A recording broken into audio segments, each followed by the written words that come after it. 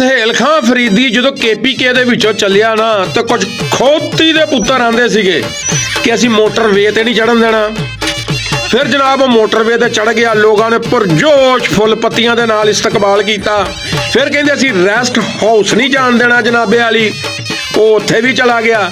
ਫਿਰ ਕਹਿੰਦੇ ਜਨਾਬ ਅਸੀਂ ਇਹਨੂੰ ਆਈਸਕ੍ਰੀਮ ਨਹੀਂ ਉੱਥੋਂ ਖਾਣ ਦੇਣੀ ਸਰਕਾਰ। ਫਿਰ ਜਨਾਬ ਲੋਕਾਂ ਨੇ ਆਈਸਕ੍ਰੀਮ ਪੇਸ਼ ਕੀਤੀ, ਉਹਨੇ ਆਈਸਕ੍ਰੀਮ ਵੀ ਖਾ ਲਈ।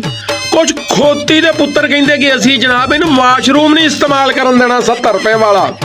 ਲੈ ਦੱਸ ਵੀ ਉਹ ਤੁਸੀਂ ਸਮਾਨ ਉਹਦੇ ਕੋਲ ਲੈ ਕੇ ਕਿੱਥੇ ਰੱਖਣਾ ਸੀਗਾ। ਕੁਝ ਜਨਾਬ ਬੰਦੇ ਆਂਦੇ ਕਿ ਜਨਾਬ ਉਹ ਅਸੀਂ ਹੁਣ ਇਹਨੂੰ ਮੋਟਰਵੇ ਤੋਂ ਨਹੀਂ ਲੈਣ ਦੇਣਾ ਸਰਕਾਰ। ਅੱਲਾ ਦੇ ਹੁਕਮ ਦੇ ਨਾਲ ਮੋਟਰਵੇ ਤੇ ਲੈ ਗਿਆ।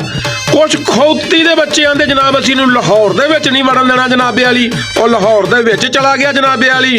ਕੁਝ ਖੌਤੀ ਦੇ ਪੁੱਤਰ ਕਹਿੰਦੇ ਸਰਕਾਰ ਅਸੀਂ ਇਹਨੂੰ ਲਿਬਰਟੀ ਦੇ ਵਿੱਚ ਚਾਹ ਨਹੀਂ ਪੀਣ ਦੇਣੀ ਸਰਕਾਰ, ਉਹਨੇ ਚਾਹ ਵੀ ਪੀਤੀ। ਫਿਰ ਜਨਾਬ ਆਂਦੇ ਅਸੀਂ ਜਨਾਬ ਇਹਨੂੰ ਵੁਕਲਾ ਦੇ ਨਾਲ ਖਿਤਾਬ ਨਹੀਂ ਕਰਨ ਦੇਣਾ ਜਨਾਬੇ ਵਾਲੀ, ਉਹ ਉੱਥੇ ਵੀ ਚਲਾ ਗਿਆ ਬਾਰ ਦੇ ਵਿੱਚ, ਵੁਕਲਾ ਦੇ ਨਾਲ ਖਿਤਾਬ ਵੀ ਕੀਤਾ। ਫਿਰ ਜਨਾਬ ਕੁਝ ਲੋਕ ਆਂਦੇ ਅਸੀਂ ਜ਼ਮਾਨ ਪਾਰਕ ਨਹੀਂ ਜਾਣ ਦੇਣਾ ਜਨਾਬੇ ਵਾਲੀ, ਤੇ ਉਹ ਅਲਹਮਦੁਲਿਲਾ ਜ਼ਮਾਨ ਪਾਰਕ ਵੀ ਚਲਾ ਗਿਆ। ਪੂਰੀ ਪੰਜਾਬ ਦੀ ਪਾਕਿਸਤਾਨ ਦੀ ਆਵਾਮ ਉਹਦੇ ਨਾਲ ਆ। ਓਏ ਬਸ਼ਰਮੋ ਕੋਈ ਸ਼ਰਮ ਕਰ ਲੋ, ਮੰਨ ਲਓ ਜਨਾਬ ਇਹ ਅੰਡਰ 19 ਨਾ ਸਾਡੇ ਮੁਤਾਬਕ, ਤੇ ਤੁਹਾਡੀਆਂ ਉਹਨੇ ਜਿਹੜੀਆਂ ਨਾ ਚੀਕਾਂ ਕਢਾਤੀਆਂ ਵਾ, ਪਤਾ ਨਹੀਂ ਤੁਹਾਨੂੰ ਰਾਤ ਨੂੰ ਨੀਂਦ ਕਿੱਦਾਂ ਆਉਂਦੀ ਹੋਣੀ ਆ। ਸੋਚੋ ਜਨਾਬ ਕਿ ਆਵਾਮ ਦੇ ਨਾਲ ਮੁਹੱਬਤ ਕੀਤੀ ਹੋਵੇ ਤਾਂ ਲੋਕ ਕਿਸ ਤਰ੍ਹਾਂ ਫਿਰ ਪਿਆਰ ਮੁਹੱਬਤ ਦਾ ਜਵਾਬ ਦਿੰਦੇ ਨੇ।